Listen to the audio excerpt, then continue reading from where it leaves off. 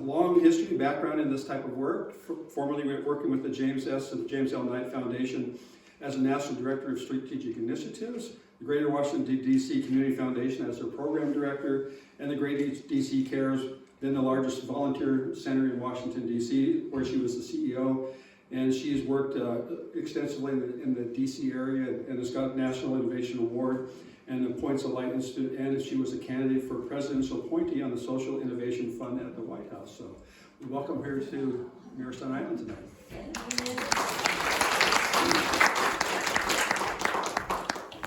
Thank you so much.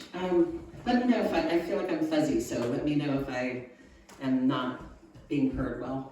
But I'm so grateful to be here. I love Mirrorstone. I moved here 7 years ago, and I lived on Griffith Point Road for the first little time that I was here. And I love this community, so thank you for having me. So Jefferson Community Foundation is one of almost 900 community foundations all over the country. Each one has a geographic designation. Ours is Jefferson County. And our job is to know the people of that community, the obstacles they're facing, the opportunities they're facing, and which nonprofit organizations are working on those issues. Who's doing what well, where things are not going well. And we share all of that information with community members so we can work together to strengthen that service landscape and really make progress on big issues like housing, childcare, living wage jobs, those kinds of things. And as you all know, in Jefferson County, we have a tendency to operate as a series of villages, frequently more than a unified county. So one of the things that I do is I go to community groups in Quilcene, Brennan, even on the West End, in Port Townsend and Tri-area, and I share observations that we're seeing county-wide as a community so that we can all know what each other's doing and help each other work on these issues more. So tonight I'm just going to share with you some highlights about what we're seeing in the community. I promise you it's too much information for the time that we have tonight. So I'm just going to do highlights, and I'm going to give Jessica the PowerPoint so that you all can have access to it beyond tonight. So one of the things, just to be clear, so we are a hub for connecting people across the county to work for a future of opportunity for all who live here. And specifically, we help inform charitable giving. So people, your donations out in the community, not to JCF, can have the greatest impact possible.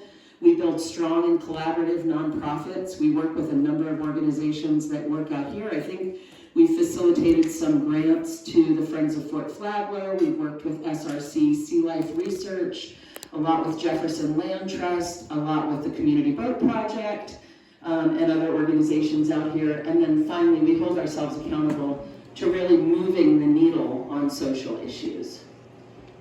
So what are we seeing? Let's start with housing. Housing is easily the biggest issue facing our economic well-being and our social well-being. The surprising news for Jefferson County is low-income housing is not our greatest challenge. We have an incredible landscape of housing organizations that are doing great work for people who are making below 80% area median income. That's about $65,000, $70,000 or less. We have a number of organizations that are dedicated to that income level. Where we're really facing some trouble are middle income workers. And we have very few housing options for people. In fact, there are about 120 open jobs at the hospital right now, and they attribute that largely to people not being able to find housing here. And as you can imagine, that threatens our healthcare system, it threatens our economy, so that is the biggest issue we're facing. A couple of other highlights. The Port Townsend just put down through some code changes that did not protect affordability. They just basically upgraded so that developers can build all market rate housing without any requirements for affordability. So we really need, it's the only place where we can have density in Jefferson County. So we really need to work on those protections. And then lastly, permanent affordability is a big change that we're seeing. A lot of people don't know that places like Habitat and other places used to have their first homeowners be low income, but then they could sell those houses at market rate. So they would flip into the market. We have a number of those in Jefferson County. They don't do that anymore. They're all they're building right now is permanently affordable housing.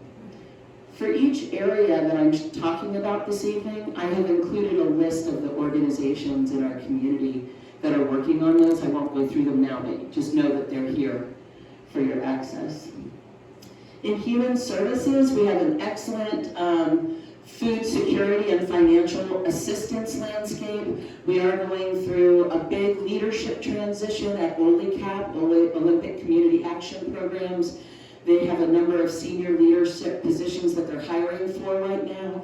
But in general, and they're our main service delivery provider, and in general, our landscape is actually quite strong. I would say a lot of those are government funded, so it takes a lot of time to get the services you need, finance or food. Frequently it takes a lot of time. So smaller organizations like St. Vincent de Paul, who are able to move really quickly, are really important to augmenting an organization like OLICAP. One of the things that we're seeing universally with these organizations is that transporting people, services, and free assistance to folks around the county is really difficult. There's just not the transportation infrastructure that we need to see that. So one of the things the Community Foundation is going to be working on is gathering people to support kind of a library mobile approach to delivering services out throughout the county. That's a conversation that we're having right now. There are human services organizations, families and youth, and I'm going to ask Jessica to say a word in a moment, but the YMCA is an incredible organization. They have 2 new family resource navigators so that families don't have to work on their own to identify the supports that they need. There's someone that knows all of the landscape of supports. They are actually, and this is what Jessica is working on, is a new child advocacy center. And Jessica, I don't know if you wanted to say just a couple of words about what that's going to be. Hi, you may have heard me, I think I spoke briefly about this a few months ago, but the YMCA is the nonprofit host for a new child advocacy center in Jefferson County. Jefferson County is only one of 6 counties in the state that does not have a CAC, as we call them. And this is an accredited national model that helps families, children and their non-offending caregivers heal from child abuse. So it unites all of the entities that touch a child abuse case. So child abuse is a crime. It has a lot more members involved with it than normal crimes, because you've got child protection, you've got sheriff or police, you have medical, you have mental health, you have advocacy like Dove House, you might have public health, you might have Jamestown's Clown.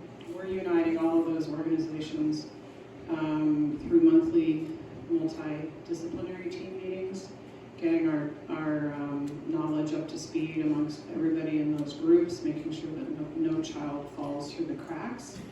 And we're working to become accredited. There's a whole list of accreditation standards. That's my job, is to put those policies and procedures in place so that the children are being supported by trauma-informed, child-centered services. And hopefully we will have an accredited center sometime 2027. That's awesome. If it all works out. So an incredible addition to the landscape of services for youth and family here, and very much in line with the kind of work the Y is doing with other organizations. You'll see here, for example, there's a new child care center that's being opened on the grounds of the Port Townsend High School, another one that has been opened at 7th Haven, the new housing development right near the QFC in Port Townsend. But you see there's still 471 new slots needed. We are a child care desert. When we talk to local business owners, the second biggest issue they're facing, second to housing, is child care. So another really great place for us to work together on solving issues. I'm sure you know about the youth opportunity. There's a huge dearth of things for young people to do, particularly teenagers. And Owl 360 and the Nest. I don't know if you know the Nest that's up across from Aldrich's. It's a coffee shop. It's all youth run, and all of the money goes to programming that helps those young people move on in their careers. They're seeing incredible success working with young people through the Parcher House and through that program. In our economy, the highlights, I would say, are number one, an over-dependence on tourism. For our young people need living wage jobs. They have the opportunity to work in maritime, to work in craft-driven. You all have a lot of creative entrepreneurs out here. I understand one of the most famous wok makers in the country lives out here on Marrowstone. And so people, businesses like that, we want to make sure that our community knows about them, buys from them, and that our youth ultimately are connected to business opportunities, to apprenticeships and internships. So that's a huge effort that's starting to take place now. The Jefferson County is actually getting quite a lot of money from the federal government to work on workforce development with young people. So you'll be hearing a lot about that in upcoming years. We most recently funded the startup of a creative entrepreneurship network that is going to be at the Economic Development Coalition. And in fact, just last week, we hosted a lot of the entrepreneurs out at the Marrowstone Vineyard so that we could start listening to what they needed and what they want in order to grow. Importantly, the Chamber of Commerce shut its doors last month. So Jefferson County no longer has a Chamber of Commerce. The Economic Development Coalition, it's not coalition, it's Economic EDC. Anyway, the EDC, I'm sure I have it on here. No, I just have EDC. The EDC is currently working to pick up some of the services that the Chamber was providing. So we're pretty confident that those protections and supports will be back soon. And by the way, the Community Foundation is moving into the old Chamber offices, so come say hi to us if you're ever driving by. Education, we have a real challenge in having 5 school districts for such a small number of students here. And that is something that all of the superintendents are trying to work together to address. More funding is needed. We had a gathering of all the superintendents last year, and the message they want us to send to you and to all of the residents of Jefferson County is please advocate to our state government for full funding of public education. That is the most effective thing that we can do to support public education here. The school counselor capacity is absolutely stretched, and we're seeing anecdotally an increase in drug use among students locally, so we're also seeing an increase in the number of programs being launched within our schools to address that issue. And lastly, JCF is going to be having a scholarship summit so that we can put some of that scholarship money to supporting those apprenticeships and internships I was just talking about locally, not only to four-year or community colleges, but also going direct to local businesses for learning in a way that they can be paid. In social justice news, we have a new multicultural center downtown run by the Jefferson County Immigrant Rights Advocates. It's kind of near the poorhouse or Hacienda Tipana, I think is the name of it, down on Water Street near the Port Townsend Yacht Club. And they're open all the time. They welcome visitors, so it's a great new addition. Black Lives Matter is actually has hired their first staff person, and I think that there's a whole network now of organizations, including, for example, the Chimacum tribe just started its first nonprofit to fund its Longhouse project in Tri-Area. So we're seeing more and more formal capacity dedicated to underserved communities, people, Black and Indigenous people of color here in Jefferson County. BIPOC students groups have been organized in Port Townsend, and I understand that those are also being organized in other school districts as well. And I'm sure that you all read the paper about the issue at the Y with the transgender conflict that happened there, so we'll go down that road. In healthcare, We have an extraordinary healthcare environment here. It is at risk. The hospital, in order to stay in the black financially, has to have 20% or more of privately insured users, patients, in order to stay financially solvent. Right now they're at 21% and it's going down because the number of people on Medicaid and Medicare is going up and the number of people who have jobs because of housing costs is going down. So we're really, one of the reasons that they have launched a workforce development program is to keep local young people here working in the hospitals in ways that they have insurance, so they're building their own workforce and building their own future financial stability by investing in the future workforce here. We have almost no independent providers outside of the hospital at this point. Almost all of the providers, we do have alternative medicine folks, but in terms of traditional doctors, there are almost none outside of that. JC Nash is our only free clinic. They have just been absorbed by Bayside Housing and Services, who's in your neighborhood. And so the good news is they're now looking to hire a medical director there, and they're actually fundraising for that position now.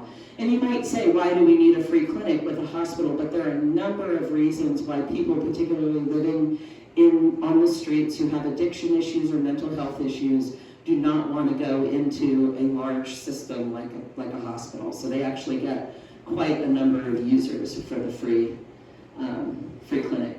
And lastly, the hardest lesson that I learned through the pandemic was how hard it is to build the youth mental health capacity in our county, because there just aren't that many trained people here to do that work.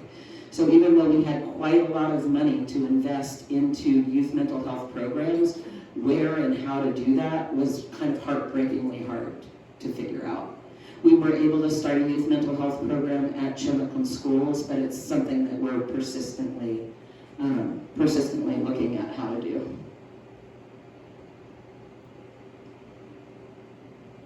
So some of the other highlights,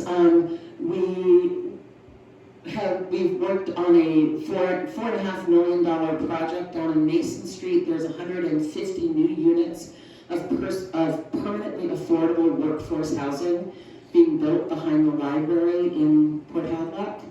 We're proud to play a role in that. I mentioned the Creative Entrepreneurship Network. We are convening on a monthly basis networks dedicated to childcare, financial security, food security. I mentioned the scholarship summit that we're doing. And when I say we, I mean these are projects that folks like you are working on together using the Community Foundation as a platform. So we have this kind of information and the kind of relationships that you need for free anytime that you are wondering what's going on with any issue or any organization in Jefferson County. We're really happy to have you come and ask us about it if we can be of help in your own community involvement efforts. And so I want to make sure that we have plenty of times for questions or anything that you wanted to ask or add. I know a lot of you are very generously involved in community. Yeah. At the start of your program, you talked about the lack of housing. There's a big effort going on in Port Hadlock now to put in a sewer system. How do you see that making a dent in the overall numbers? Without question. In fact, those 150 new units, it was a kind of a beautiful thing to watch, because in some ways those units are those units are possible because of the sewer, number one. And the sewer was also possible because of those units, because it showed the government that we really need to have stronger infrastructure if we're going to be able to build the level of affordable workforce housing that we need. So I don't know. Right now, I think that our housing organizations are all working at capacity. We have 200 and some units of housing under development in Jefferson County right now. So it is pedal to the metal. I mean, they are really cranking it out. I would suspect that there will be more developments, but I don't think it's going to be anytime soon. I think they need to get through some of these ones that they're already working on.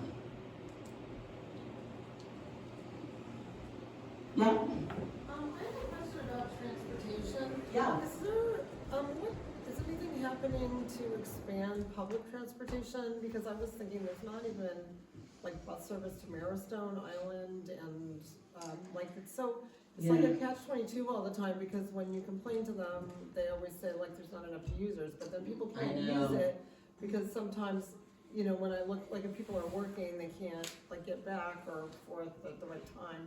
Yeah. I was wondering if there's anything, if there's a kind of place to work on that. Not outside of the government on that form of transportation. That is really working with the county commissioners to make sure that they know that there's public support for expanding that system, and users are really at the core of that. It's hard to make the case if people aren't taking the bus, but I agree with you, it's chicken and egg. And the kind of transportation I'm talking about is really just transportation for service delivery. But there's no question that we need to fix the public transportation one as well, because, you know, most of the people who need jobs and services don't live in Port Townsend, but most of the jobs and services are in Port Townsend. And so even just going back and forth, say from Quilcene for a job at Safeway in Port Townsend, if you miss that one bus in the evening, you're not getting home to Quilcene on public transportation. So no, it's a huge, huge issue that I don't know that, you know, I can appreciate how the county budget, it's hard to make the case for additional government funding when the numbers are so low. So take the bus. Yeah. Any other questions or comments? Before I go, I wanted to say thank you to Katie Oman, who's one of our board members, who lives, as you know now, on Marrowstone, as does Christine O'Connor. She also lives here and is on the board of directors of Jefferson Community Foundation. The way we see our role is kind of like the Intel inside on your computer. Everyone's out doing their own community work, but somewhere in the back, in that machine, is Jefferson Community Foundation. So we're pretty quiet, but ubiquitous presence. Don't forget about us and call on us if we can ever be of help. And I'm leaving just 3 of these up here if anyone's interested in learning more.